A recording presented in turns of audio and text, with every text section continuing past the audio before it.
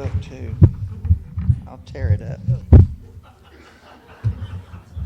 Hi, everybody. My name is Vannoy Shaw, and I'm an ALANON.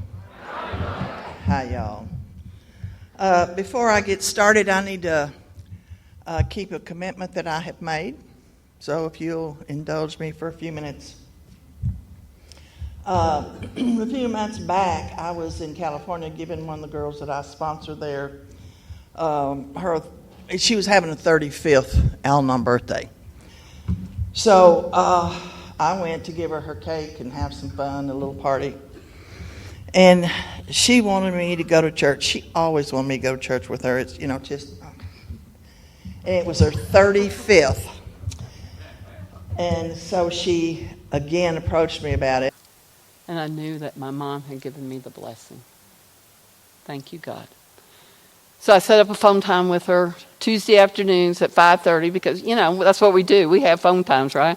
And I talked to her a lot, but on Tuesday afternoon, she knew at 5:30 the phone would ring. She'd have her coffee and cigarettes ready, and we'd talk. And sometimes we talked an hour, sometimes we talked. I did not want to go, but okay. So there was 2 or 3 of us, and so I said, well, we get in there, it's a small church, old church, and they got these old hard seats, and, one of those rails, you're going to be up and down, up and down, up and down. And I said, well, as soon as we can, let's sit over by the side door so we can just leave early. So that was our plan. And then as the priest started, he said that Corinne was doing this party and that she had some friends with her, and after they got through with their services, she wanted to bring Corinne and the friends up. And I'm, oh, man, I did not want to stay. So he did the sermon, I suppose they call it. And then it turned out to be All Saints Day. Is that what it is, All Saints? Or the people who's dead, they call their names, is that it? And they brung out a list, and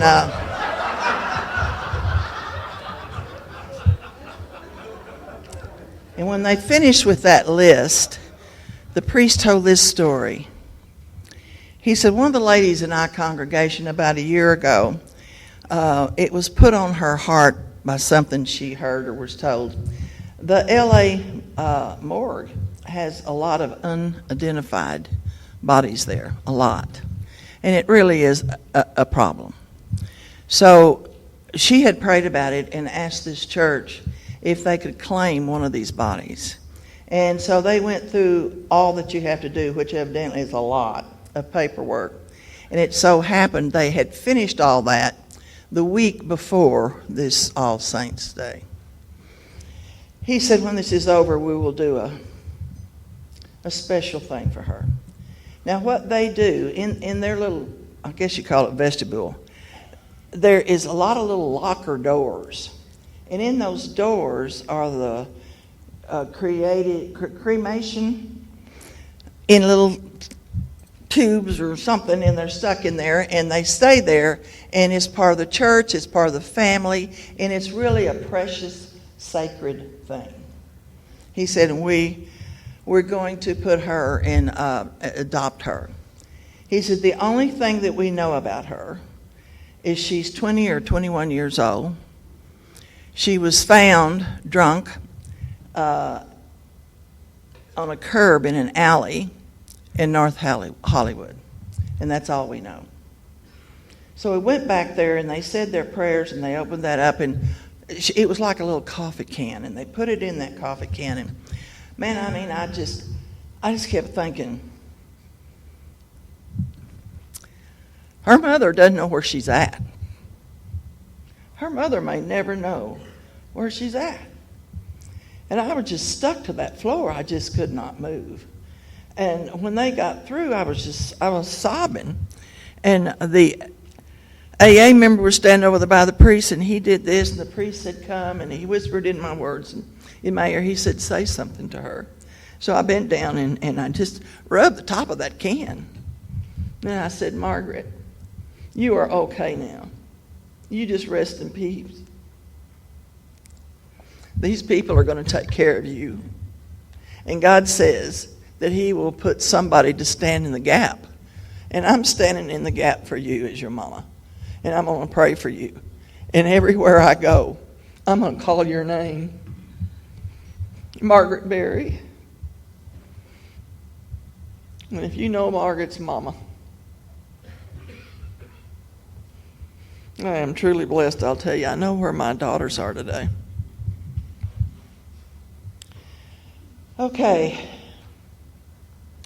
I'm Vannoy Shaw, and I am an ALANON. And I came into this amazing fellowship of ours February the 7th of 1969.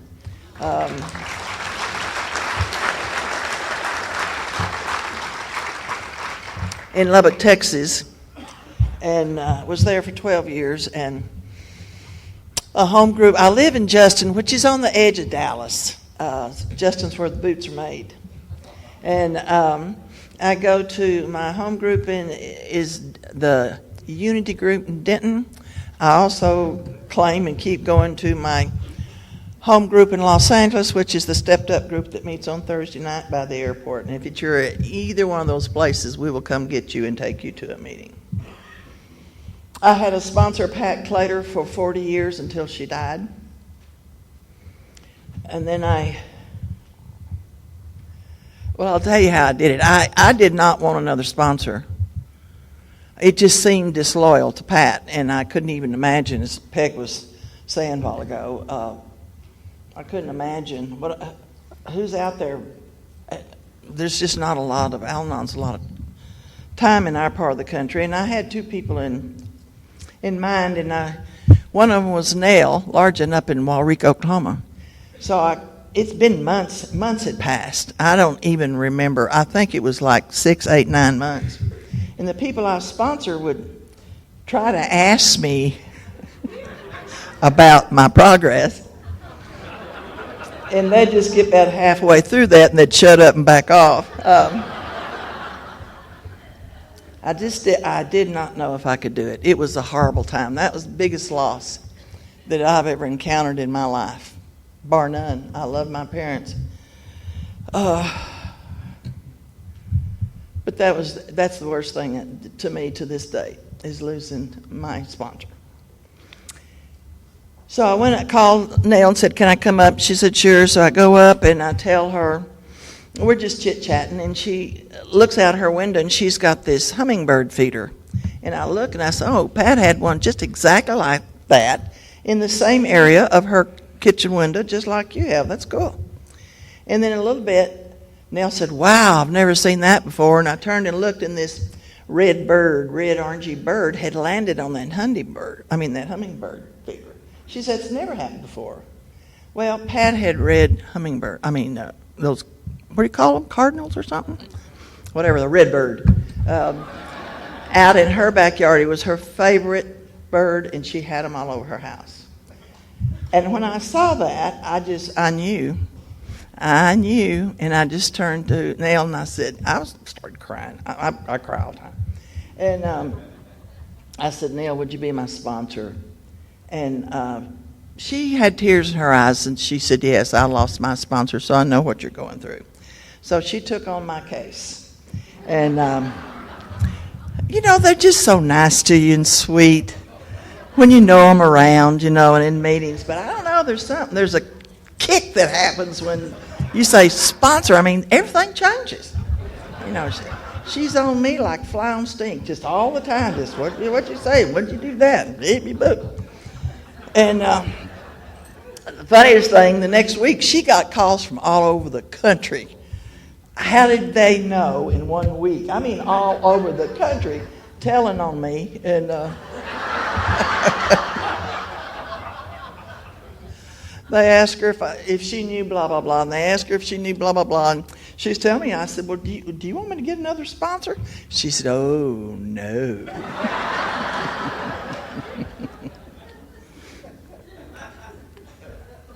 She has 53 years, and she just volunteered to be the GR of their group, which I think there's 6 of them. So I'll tell you, I stand on the shoulders of giants today. I don't know anything I say comes from the giants that's been in my life. I mean, I haven't thought a new thought since I got here, thank goodness. And I have giants. I love alcoholics. I've always loved alcoholics. We were talking this morning, who wants somebody who leaves for work at 7:45 and comes home at 5:15, takes out the trash and, helps with the kids and their baths? I mean,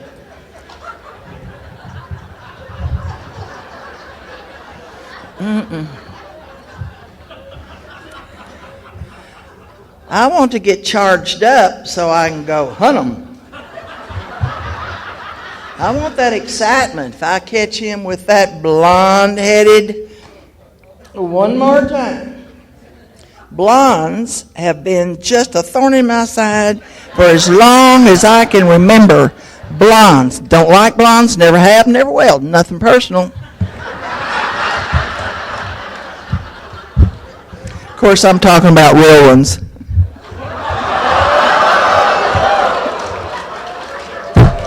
Just kidding.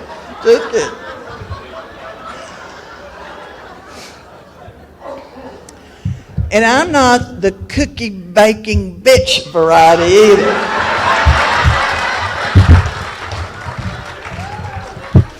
If she was in the room and not skipping the Al-Anon meeting, she might hear that.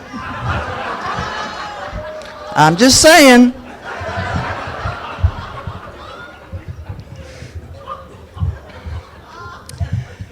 I came from poor. My brother broke his neck. I mean, my daddy lost everything.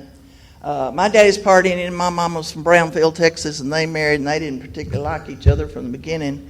And I had 3 brothers. The oldest one broke his neck, left us with nothing. It just broke my father. And we had a lot of help from this one and that one, the church and the Boy Scouts and the Boys Club. And we were those people that other people helped. So, of course, I felt less than beginning. And there was a lot of things that went around that house.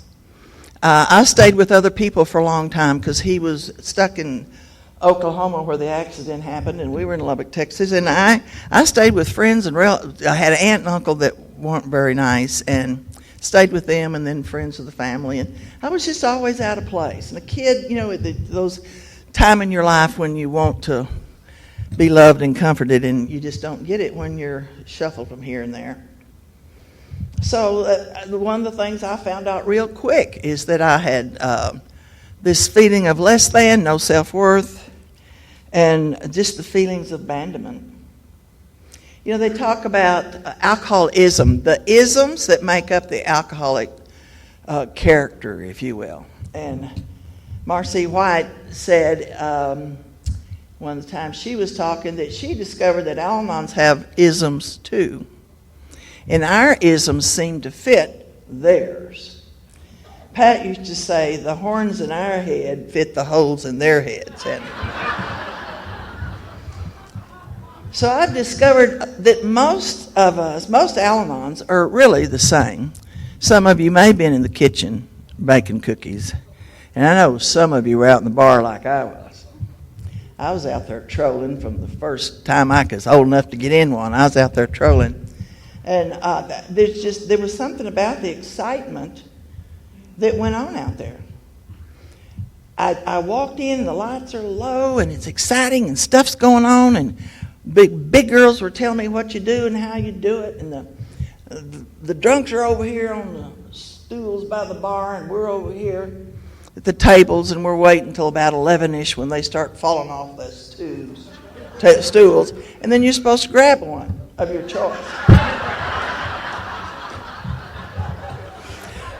My friend Jim Williams from Fort Worth used to say if you'd line 10 pretty girls up against the wall, he'd pick the sickest one every time. And I told him one time, I said, Jim, you don't realize it, but the sickest one took one step forward every time. You just thought you did. So I was out there, and I didn't know I could dance, but I could dance. I mean, the first rattle out of the box. I'm a dancer. I am a dancer. I'm good, and it was fun, and I was really enjoying it. And about closing time, they played this, Well, it's a closing time song. And you have to be busy around closing time and make sure you're where you're supposed to strategically be at closing time with the one that's going to change your life. You know, an alcoholic takes a drink and we take the drunk. I mean, that's just what we do. And so I'm looking and trying to manipulate and control, and it's that closing time dance. And they put on Sleepwalk, which is, I don't know, it just goes into your bones. Just your bones. And it's just a magical thing. And this guy, he gathers me up and we're dancing a slow dance. And I mean, we're, you know, it's like 2 in the morning. So he's right here, just, and he's holding me so tight. And my face and his face, and there was skin all here. And it was like, I'd never felt that. I'd never been hugged like that. My folks never hugged me. Most people in this room weren't hugged and patted and put in the bed and read a bedtime story. You know, you just weren't. And I wasn't, and nobody had ever hugged me that I can remember. I didn't sit in nobody's lap. Nobody kissed me goodbye. Or it was just, you know, get up and go and do whatever you're doing. So here I was, this skin and this closeness. And it was wonderful. It was wonderful. And that sleepwalk is, I can do it. A lot of you have heard it. So I'm going to do it. So here you are. You're just in this tight hug. I mean, you know, y'all know. And it's like, it's right here. And it's, you just transported.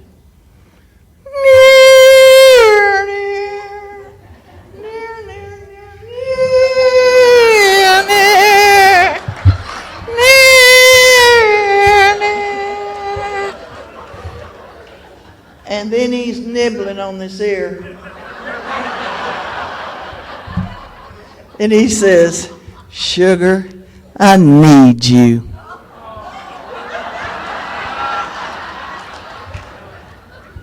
Now, y'all drunks can talk about your first drink and what it does to you, but it's nothing compared to "Sugar, I need you."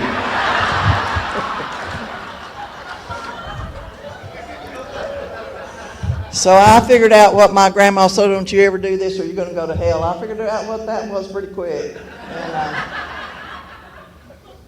I have a hymn.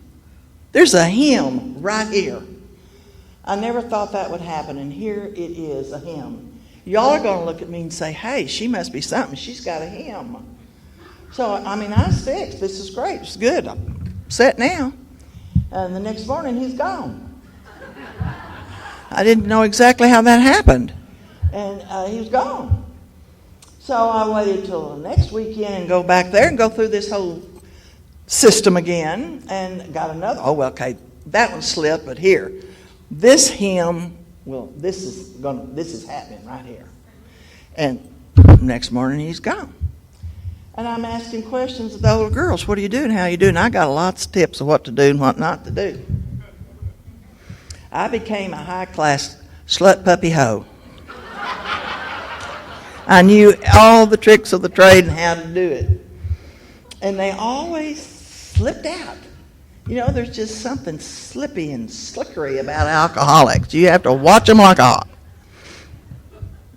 I was sitting at the table one night. Now, there's several kind of different bars and honky-tonks in Lubbock at the time, and a honky-tonk is different than a bar.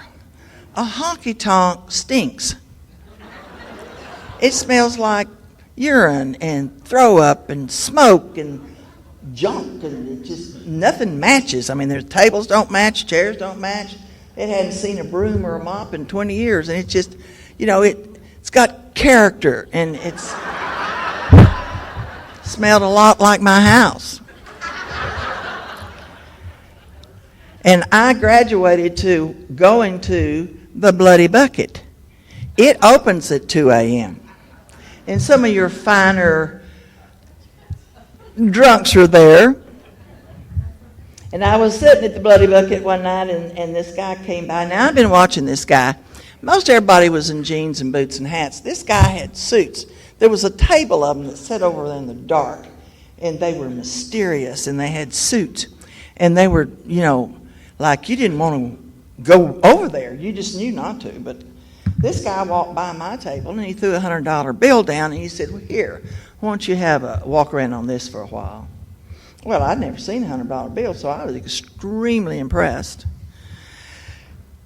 And immediately spent it on clothes and perfume and went back out there and thought, well, now this is cool. I saw him the next weekend, and then we started having a meaningful relationship.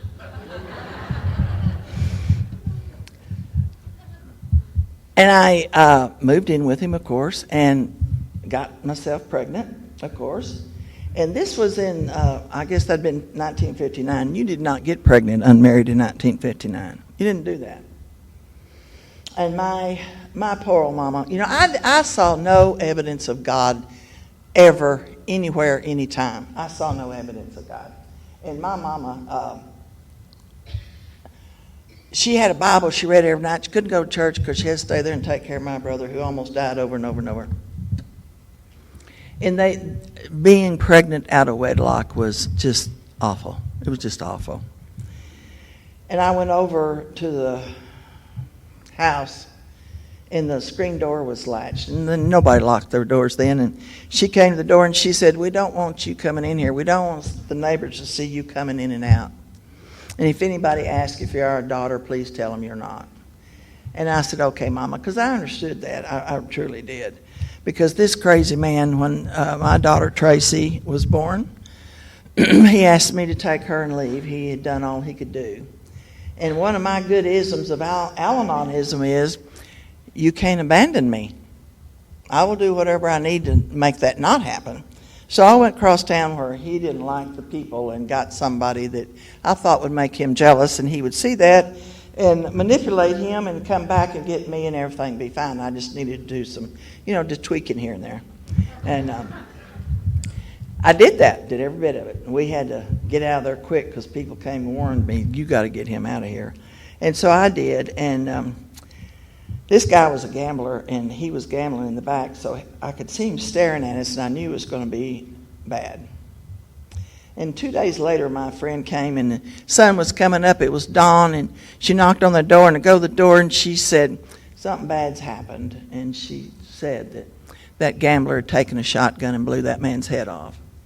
And I never expected that to happen. Who knows? I mean, you don't expect stuff like that to happen. Not real life. That don't happen. That's in the movies. And I remember the sun going back down. It was going back down. And I had a horrible, horrible pain in my chest. I couldn't breathe. I thought I'm going to fall. This is awful. And all of a sudden, I couldn't do it. I could not feel this. And just boom, I stuffed that. And I got my head off my chest and put my shoulders back, and I said, well, that's too bad. And I stuffed that. I stuffed that till many years in this program before I ever brought that up and looked at it and to see what I had done and what was going on.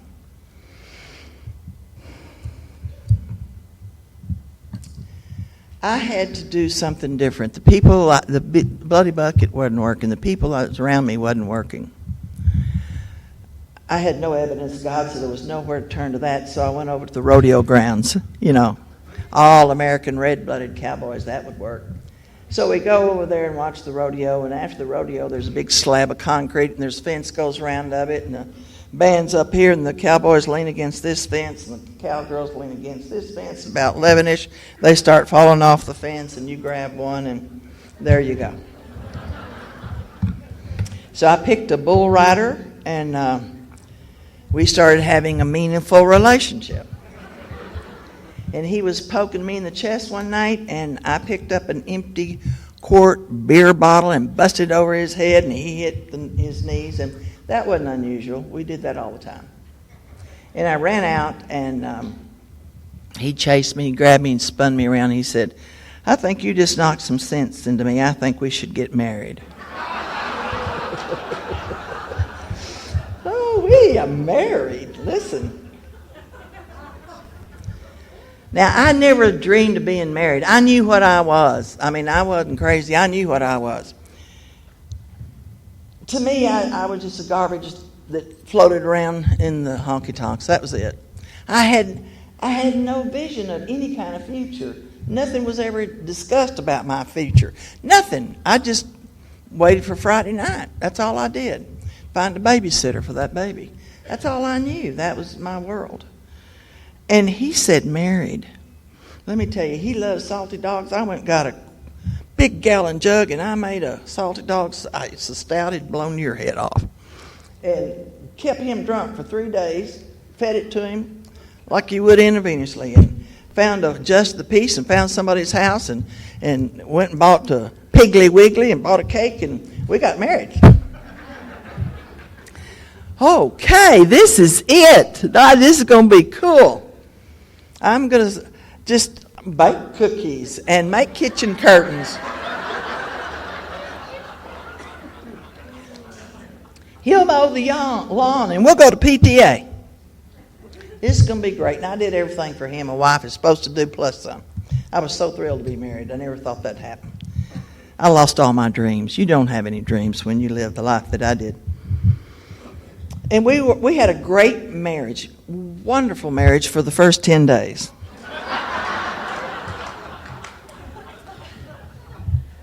And as Kent was saying, the beast came.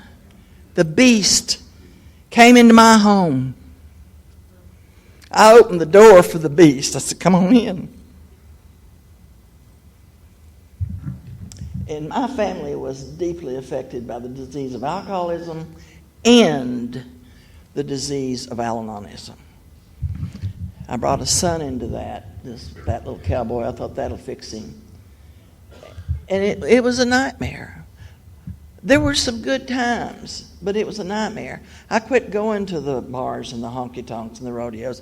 I tried to stay home. I tried to make him stay home. I'd try to go with him, and then I wouldn't go in. And I'd go in and I'd leave the kids, and I'd go in there and I'd throw tables over because he's sitting with some blonde when I got into the, always chaos and anger and fear and fighting. That gambler nearly beat me to death over and over and over. He shot at me. He pistol whipped me. This cowboy and I, we would fight. I would pick up things and hit him, and he'd hit me. Now, I would have told you that I was a victim. But when I got in here, I found out I was just a volunteer. I fought as much as they did because I was guilty. And I didn't know what I was guilty of. But I was guilty, and those fights and those wars felt good. It was a good thing. And my kids hid from me. They hid from me. They knew what Daddy was going to do by the way he walked and the way he smelled. They didn't know what I was going to do, ever. And one Thursday, I was sitting in my rocking chair, and I'd lost every friend I'd ever had. The neighbors wouldn't let my kids play with them. I just went to work just like I don't know how I got there and come back home. It was miserable. Life was miserable. And I was a tornado in my own home. And I was sitting in that rocking chair, and I think I got to do something. I can't live this life. And I went to the phone because I had read in Ann Landers about this woman wrote in, her husband was drinking, and I thought she said, call Alcoholics Anonymous. And so that's what I did. I called AA. And this guy talked to me, and he gave me another phone number, and I called her, and she asked me over her house, and I go over this house. She's a sober member of AA, and a few minutes later, her husband came in as a sober member of AA. And they talked to me, I don't know, a long time.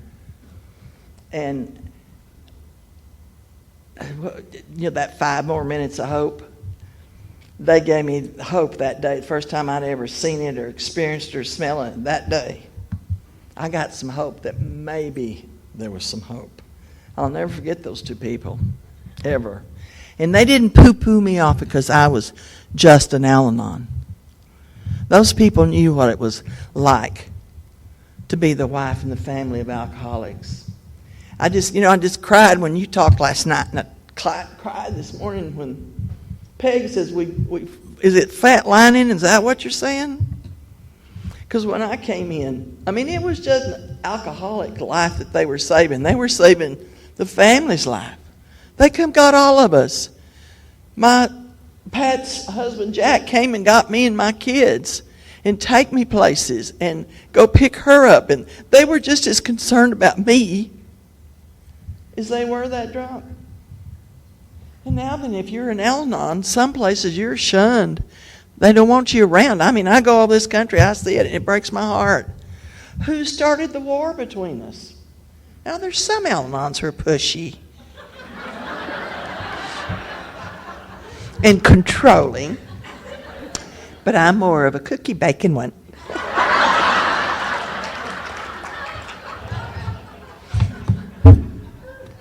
That alcoholic, sober woman took me into the Al-Anon meeting, and she sat by me so I wouldn't have to go sit by myself.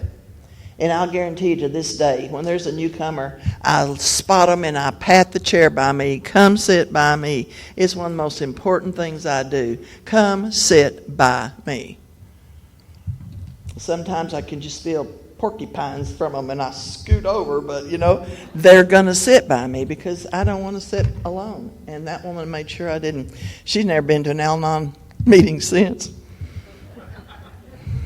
And there was a woman there, a little teeny tiny thing called Pat Clater, and she caught me at the door as I was trying to escape and said some things to me, and she was so kind. But boy, that kick comes in when you say, will you be my sponsor? She bought me a big book, and we sat in her den and we talked about that big book. We read it. She explained it to me.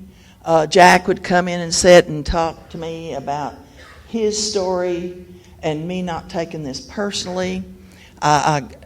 They took me to open AA meetings. They took me to conventions. I mean, there was something going on all the time. Get in the car. Nobody was asked. Just get in the car. You didn't say, well, I don't feel like it. I'm busy. Get in the car. They weren't kind back then, were they? They weren't kind. Were they kind and sweet to y'all? They weren't to my bunch. There was this one couple that they made you come every night. And they were so tired that they went home, turned all the lights out, turned the TV off, and just tried to hunker down. And here, in just a little bit, here come a carload of them, and they banged on the door, and they said, we know you're in there, and we're going to bang till you come out. So they go out, and they said, you drink every night? Get in the car. And they did it because they loved us. Those people pulled us in, and they loved us because they knew we were living in hell. We were living in hell. And she explained the disease of alcoholism to me. And then we went back through that book looking at my part. And I have found myself in there with the exception of having the allergy in the body. And I just fell in love. It's been said over and over and over how you fall in love with this place. I owe my life to this place. I owe my children and my grandchildren and my husband's life to this place. I wouldn't leave here. I don't think you could. I'm boogered. Got a booger on me, Mike. And the healing happens. I don't have time to tell a whole bunch of stuff. The cowboy, after I was going for a little while, as I was told, he's going to notice some changes in you. And he did. He claimed I had a man. He hired a private detective. Have you ever heard of that? To follow me. And they told me, tell him that he cannot lay a hand on you anymore. He will hear you, he will know that, and he won't. And so I did, and he didn't. He quit hitting me. I talked to him when he's sober. I assured him that I loved him, that he was my husband and I was going to be there. But I could not tolerate him hitting me anymore, and he quit. Now, who knew? I mean, really. And I quit hitting him. And as Bedford said, why don't you watch your mouth? Just keep it shut. Oh, I didn't know these things. I mean, I didn't. And so this went on for 6 years. I did all my steps. I went everywhere they told me. I did everything they said. I mean, you couldn't tell me anything that I wouldn't do. Nothing. Till the day she died, only one time did I ever say anything to my sponsor. And it's when Jim, the sober alcoholic who should have known better, dumped me. And I was at her house, And I was just devastated, and she looked at me and she said something about God. And I think I had 10 years in the program at the time, somewhere along there. And I looked at her and I said, don't give me that spiritual shit. And the minute I said it, I just wanted to reach in the air and just... Pat was tiny, but she had some kind of bone disease that made this little dent in here, and she had one part of an eyebrow that stuck out, and she would look at you, and it just like I was fixing to be shot, and I knew it. And I never, ever, ever disrespected her. Not ever. That was the first time. And I could tell, boy, she'd come up, and then I could see, I must have looked terrorized, because she, went back down. And she said, well, let's just go have a cup of coffee then. She knew I just needed somebody to listen to me. That night, she came in my bedroom, and she brought this big pillow with a pink satin pillowcase. She said, turn over and let me massage those shoulders. I know they're tight. And she did. And then she said, take this pillow and either hug it or beat it up, whichever you need to. And I hugged it. That was the only time I was disrespectful to her. After this long period of time, he had not hit me. One night he came in. We had a big house. I was at the back of the house. He's the front of the house. He just flipped the switch. I heard the switch. Now, the first miracle that happened for me in this program is I slept all night. That's the first miracle that I learned to do. Just go to bed and sleep. And this was, like I said, many years down. And it was like you could feel the thunder coming. You could just, the whole house, you could just feel something bad's fixing to happen. And he jumped in the middle of that bed and started beating on me. And I fell. I got all tangled up in the covers, and I hit the floor, and it just made me look like this.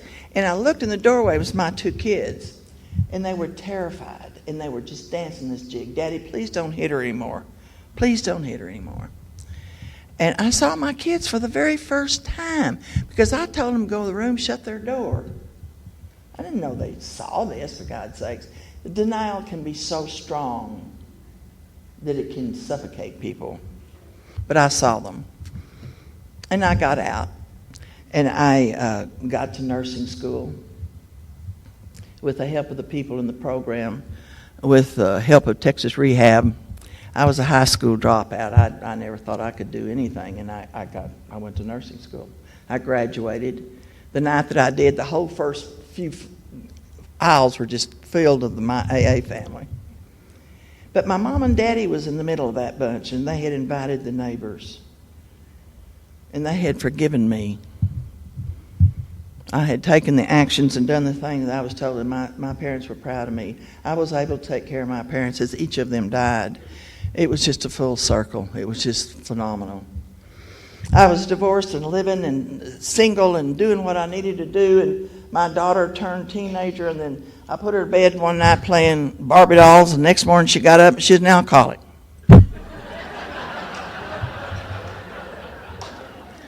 And the war was on. I kept telling her whole life, you're a potential alcoholic. You're a potential alcoholic. You're a potential alcoholic. And the war was on. And we had bad times. Bad times. Because I heard you women from behind this podium, and I did not want that happening to my daughter. I didn't want her to go to the place that you have to go. And that's exactly where she went. So I had to release her. And then my son, the cowboy, got him one night and took him off. I was going to try to help my son and get him into a boys' ranch down in San Angelo. And the drunk cowboy found out about it and kidnapped him. I didn't know where he was for a few days, and then finally we found him. And my son said he preferred to stay with his dad. So by the time he was about 7 years old, he stayed with his father, which became a huge, huge gap. Inventories about my motherhood. And I took this inventory, and I found out that what was happening in my house was the disease of alcoholism and the disease of ALANONism. There was no blame. it was the disease, and the beast was all over us. And everybody was doing the best they could. And I had to release my children into the care of God. And she told me, God has no grandchildren. He will take care of your kids. And I had to let them go. My daughter was off drinking. My son was living with his drunk dad, doing what they did. So I'm single. I'm running around. I go to Midland, Texas. I'm a convention junkie. I've loved them from the day I first walked in. If this is your first convention welcome, it just changes your life. It's like being in ICU.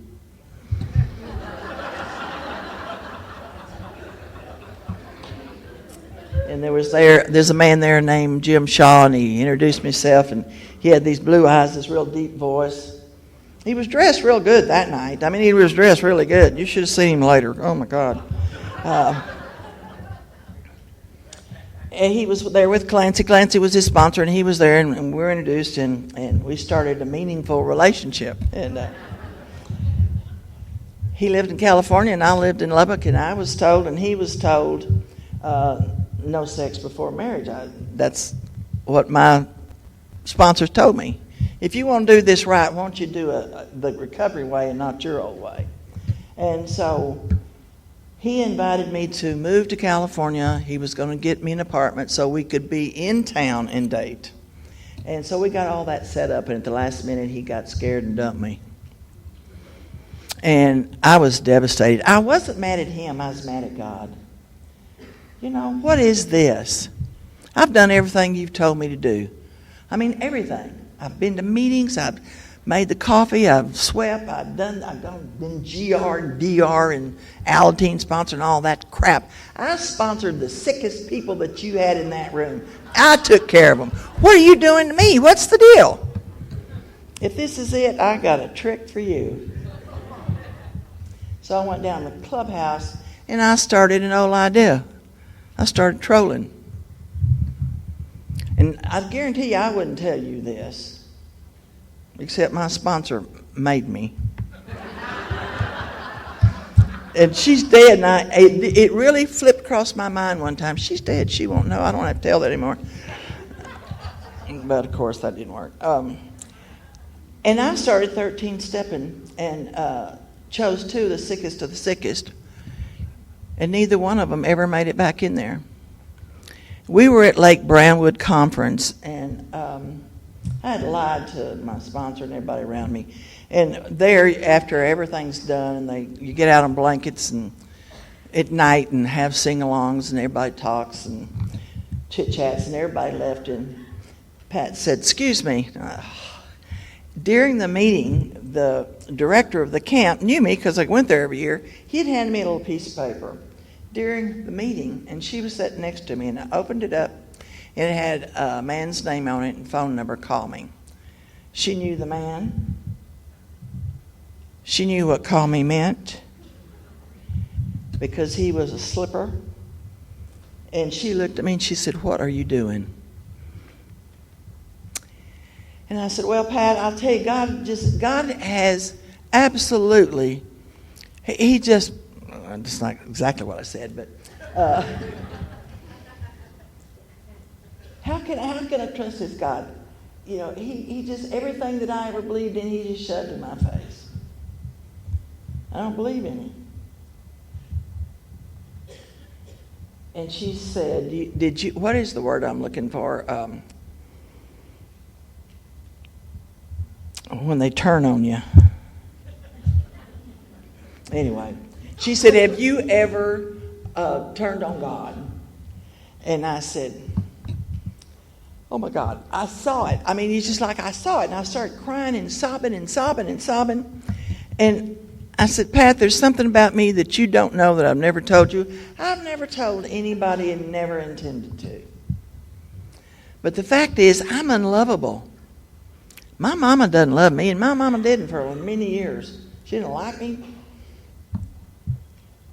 And everybody I'd loved had left. At one point or another, everybody left. And I said, "I'm just unlovable." And she said, "Oh, that's not true, Vannoy, because I love you with all your warts."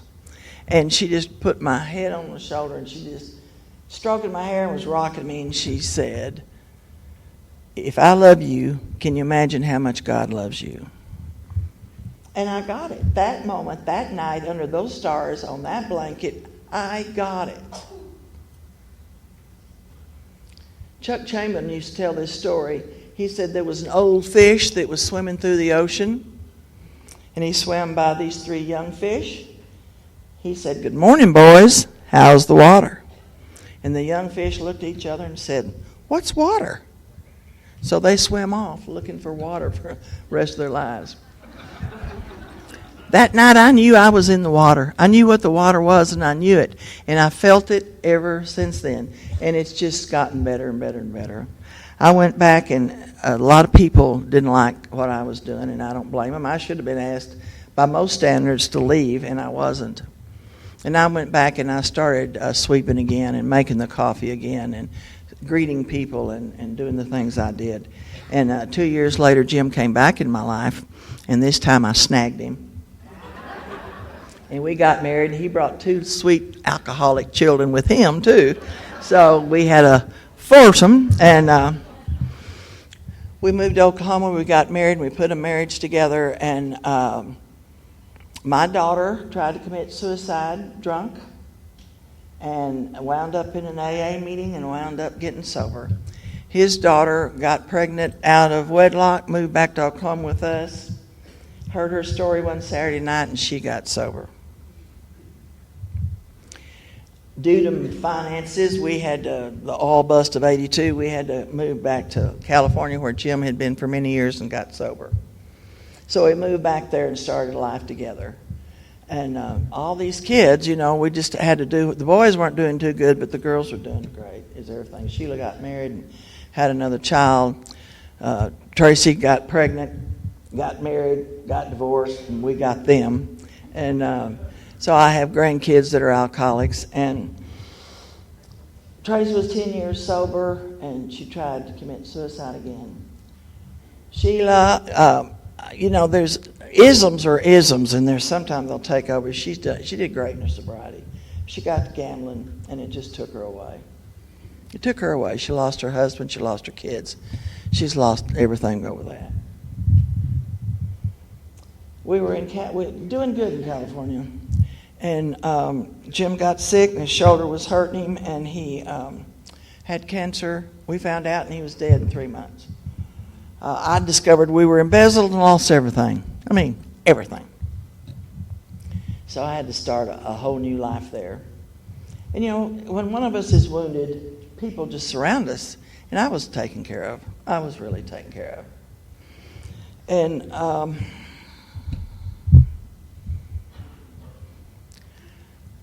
I can't remember how long I was out there before I came back to Texas, but there was just a day that happened, just a day, and I knew it's time to go to Texas.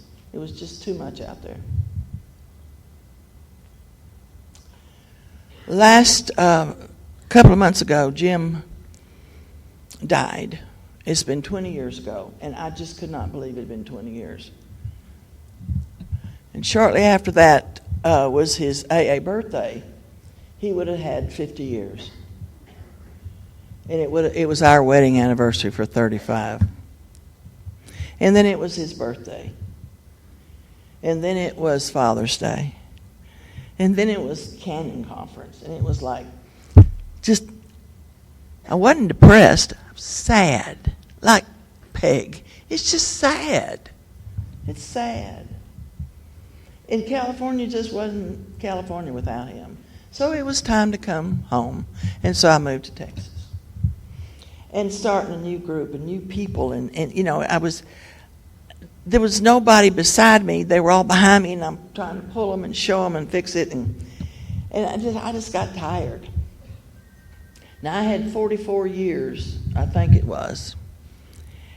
And I was tired, and I didn't feel good. And I woke up one day, and my whole life, I was dreading everything. 44 years. Dreading. And I got old people stuff, And so sometimes I feel really bad and I can't get to a meeting. But sometimes I was telling them I was feeling worse than I was and didn't go to a meeting. I love these phones because you can look and you see who's calling. Sometimes I'd say, I really don't want to talk to them right now. I'd put that phone apart. I dreaded going to work. It used to be fun. I just had a little piddly job for retired people, and I did that, and I didn't like what was going on there. I was always involved in some conferences that did not have the respect that I knew that they should, and the people weren't doing what they should. I knew that. I had people that I sponsored for many, many years, and they weren't doing what I consider working a program, and I just left them alone. Well, they got a lot of time. They're on their own. I just had a list. Dread. My daughter and I got into it and got into a fight, and we didn't speak for 2 years. And I went to Nell and I said, Nell, I'm in trouble. I went over there. I said, I'm in trouble. So we talked about everything that was going on, and she gave me lots of assignments. One of them was to go to my boss. I took a little inventory and I went to my boss and I said, this is what's happening. I don't want to do this. I don't want to be a part of it. And I will quit. It's no problem for me. But here's the solution that I have thought of. He said, sure, go ahead, do that. It's fine. Well, check, that dread's gone. I took the traditions and worked the traditions on some conferences that I knew were they just tilt. I knew it. But yet I was there supporting them. And I had to go to these people and say, and I read them the traditions and said, I can no longer support or be here. And 2 of them I sponsored were on that board. And it hurt them. But I just couldn't. So Nell told me to tell them to have everybody on that board, if they chose to work their traditions on what they were doing at that conference. And they have, and they've cleaned some things up.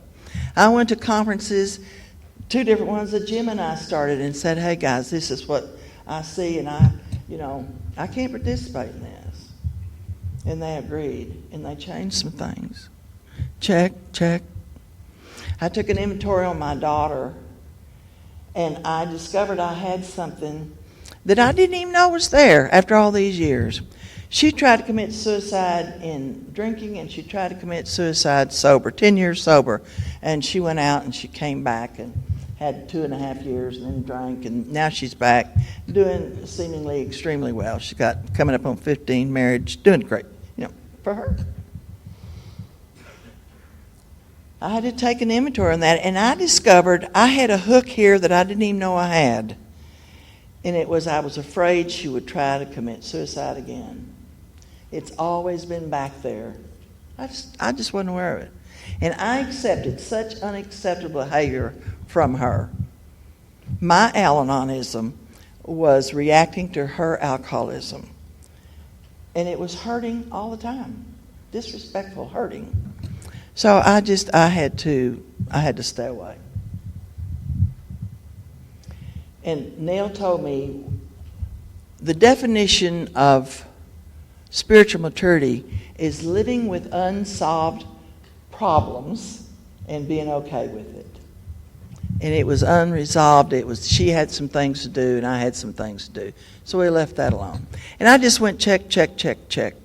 And I said, God, if you'll just let me go back to my meetings, I'll do whatever it takes. There will never be another no for me. You just do whatever that I can do. And my shoulders came back and my head's up, and I'm still trying to get through that. The year before the Atlanta convention, I was in Atlanta at the state convention, and I was begging God, show me, help me out of this maze. And that whole weekend was a miracle weekend for me. It was unbelievable. I was so shaky, I didn't know, am I still doing the right thing? Have I gotten off the beam? Am I asking too much? Because my home group was just shaky. My program was shaky. And there was people, the giants that had helped me. I'm telling you, they were behind my back whispering at me. They're all dead. And they were whispering to me, what are you doing? This isn't what you were given. This isn't what we shared with you. Don't do this. Don't do this. So I'm at begging God, what am I doing? And I was at that convention, and I was standing in the hall, and all of a sudden, this arm came over and handed me some tapes and said, here, I thought you might like to hear this. And it was a 12-step weekend that Bob and Marcy White had done. And I went home and I listened to that, and it confirmed everything that I believed in. Yes, I was doing the right thing. And then there was voices on there from people that I had known. Those giants were in that room, and I heard it. I said, thank you, God. There was a woman there at that convention that her son had been killed, shot. And she talked about it in a workshop. And I went to her after a workshop, and I said, can I speak to you? Because I've been told to do this exercise before. And we went off in the corner, and I said, I would like for you to stand in the gap for me. I can't go to the young man who was killed, and I was part of it. Can you let me tell you what I'd like to say to her? She said, of course. So I sat and I just poured my heart out to her. I think that's what hurts me so much when mamas don't know what's happening to their kids, things that happen to our kids. And she let me ask for forgiveness, and she gave it to me. And she told me later she could now forgive that daughter-in-law of hers. That happened there. I got those tapes there. And there's a lot more that happened there, but I can't tell you. I'm almost out of time, and I know I am, and y'all deal with it. If you're tired, leave. There was a speaker there. Her name was Misoon. And she was telling my daughter's story. And she was telling how she was feeling about her mother. And it was my story. And I mean, it was just like one stitch after another stitch after another stitch. God just stitched me up. And I held my head up and I thought, I can trust God. I can trust God, and I want God to trust me. I want to hold dear what He's given to me. Because He's given me y'all. And there's not one thing that happens in my life that I can't deal with. Nothing. And I have been renewed and filled up, and I'm glad I'm here. And I love the people that I sponsor. And just like Peg was saying, they save me. They hold me up. They take me to places I can't be. I want to deeply, from the bottom of my heart, thank y'all for this conference. Thank you for being here. Bill, thank you for having me. I mean, and my sweet little Carol and Therese taking care of me. And Leslie giving me the necklace off of her body. I just, and she, thank you. And I have another commitment to always keep to Bob White. Bob White was one of our spiritual leaders. And he was just a phenomenal person. And he spoke at the first Canyon conference that Jim and I started in Oklahoma. He spoke Sunday morning, and he told this story there. He said, we close the meeting, every meeting, with the Lord's Prayer. And it starts off with our Father, and then it says the kingdom, the power, and the glory forever. He said any school kid could figure if there's a king and He's our Father, that makes us royalty. We are prince and princesses of the kingdom. He said, claim your heritage. Because the power is in these rooms. The power is in each of us. We don't even know it sometimes. We carry power. We carry out a chore that God gave us to carry. I put that part in. And then the glory is God Himself. He's here. I learned He was here. My family learned He was here, not in churches. Can't do that. It just wasn't for me. I'm in church now. Pat always wanted me to tell that. But I couldn't at first. I found my God in your eyes and in your actions. He said, claim your heritage. And I thought, that's right. I know what I'm supposed to do. And I want to thank you for my legacy. I am Princess Vannoy. I'm a child of the King. And you have given me that. Thank you very much.